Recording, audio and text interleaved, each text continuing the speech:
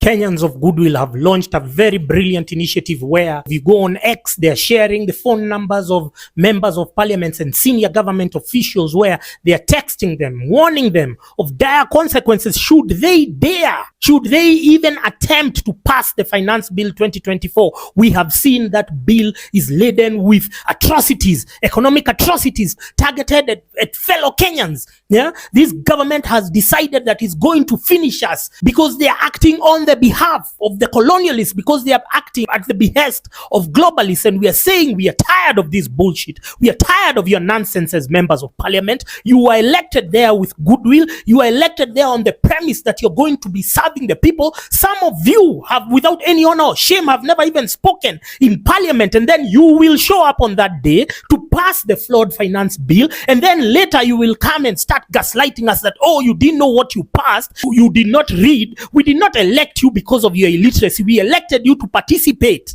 in house proceedings. We did not elect you to be managing CDF. Your work is not sharing bursary of 2,000 shillings. Your work is to be on the floor of the house to interrogate these important bills which are hurting our people, which are turning us into beggars in our own countries. We are being evicted by landlords. Shylocks are mortgaging our assets. You are forced to live in unconventional ways because you have made life in Kenya miserable. Kenyans are going to look for jobs elsewhere because of what? Because of your collective stupidity as members of parliament. And we are telling you, we are tired of your nonsense. We are tired of your bullshit, you idiots. Myself, I'm only addressing 6 members of parliament are the ones who I'm going to address today. Beginning with the Kasarani MP, Ronald Kamwiko Karaori. Secondly, we go to the Roysambu MP, Augustine Mwafrika Kamande, Juja MP, George Koimbore, Thika MP, Alice Wamboi Nganga, and Gatanga MP, Wakili Edward Moreu. I am addressing you people because you are within a very crucial catchment area where a lot of people in the Mount Kenya regions have been suffering. We have not had you talking in parliament, and when you're talking, you're giving your skewed views. We are tired, and now is a warning to you that if you dare, you people, I will personally mobilize people to get you out of office. Article 97 and Article 98 of the Kenyan Constitution gives us as Kenyans the right, gives us the opportunity to recall members of parliament, especially after they have finished the 24 months in office. We are waiting for the elapse of that grace period so that we can recall you, because you've not been serving our interests. You've been there. You've watched the fertilizer scandal in silence. You've watched the contaminated sugar scandal. You've been silent. You've been silent as our people, our people, their homes have been demolished in Mathare, in Embakasi. You've been silent there. You've not spoken, and we know silence is consent because you are part of the mess.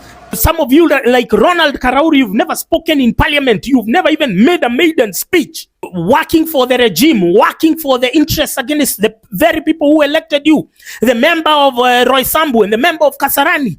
You've been there silent as somebody is grabbing the playground of Githurai, the one we see on the superhighway.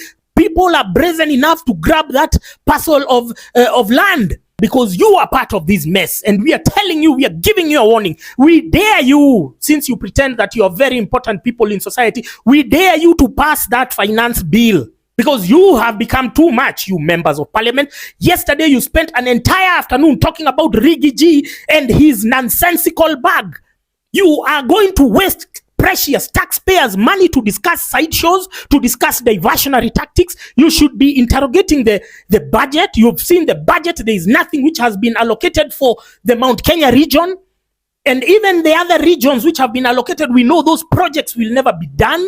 And instead of you holding the agencies accountable, instead of you calling the financiers and telling him to stop his bullshit, the bureaucratic pieces of shit in treasury, instead of you summoning them and telling them to amend that, you are there participating in nonsensical diversionary tactics to discuss, to engage, to dumb down your audiences. And you think we are so stupid? You think we cannot tell what is happening? You think we are so dumb like you people? No, we are not. We are giving you a warning.